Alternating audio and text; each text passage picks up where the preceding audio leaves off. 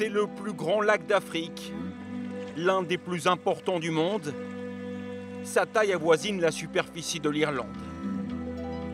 Le lac Victoria compte 3000 km de rivage, aux confins du Kenya, de l'Ouganda et de la Tanzanie. Mais depuis quelque temps, l'avenir du lac est menacé. Chaque matin, sur leurs pirogues, les pêcheurs kenyans sont les premiers témoins de la dégradation de l'environnement. Normalement, ils fournissent 90% des poissons du pays. Il y en a vraiment de moins en moins chaque jour. Dans le passé, on pouvait même voir les poissons nager, l'eau était limpide. Mais à présent, je ne sais pas si c'est à cause de la pollution qui provient des rivières, mais on ne voit plus rien. En se rapprochant du rivage, l'eau du lac devient opaque et verdâtre. Selon les pêcheurs, de nombreuses espèces n'ont pas résisté à cette vague de pollution. Poissons, amphibiens, plantes. C'est aussi ce que disent les scientifiques, qui alertent sur le danger imminent.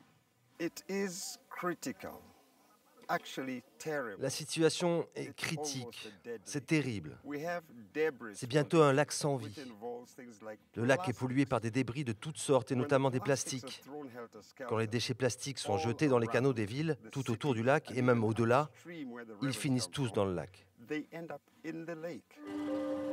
En quelques décennies, 50 millions d'habitants se sont massés le long des rives et la population devrait encore doubler au cours des 30 prochaines années. Des villes de plus en plus grandes qui rejettent leurs eaux usées directement dans les rivières qui alimentent le lac, tout comme les usines et les exploitations agricoles. Au quotidien ici, tout le monde a pris l'habitude d'utiliser le lac comme poubelle. Chaque soir, les gens jettent leurs poubelles et déversent leurs fosses septiques ici, dans ces canaux. Et donc tout ça finit dans la rivière.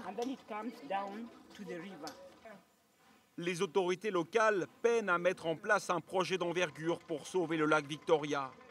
Alors, ce sont de simples citoyens qui tentent de faire bouger les choses. Des volontaires souvent très jeunes qui se mobilisent et arpentent les marchés pour tenter d'alerter les populations. On est venu vous dire pourquoi ces trucs-là sont dangereux.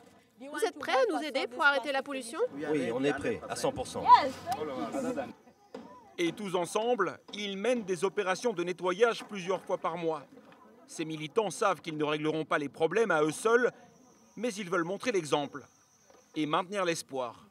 La meilleure chose avec notre génération, c'est qu'on s'engage pour résoudre les problèmes. Et quand tu montres aux jeunes qu'ils ont une voix et qu'ils peuvent changer les choses, plus rien ne peut les arrêter.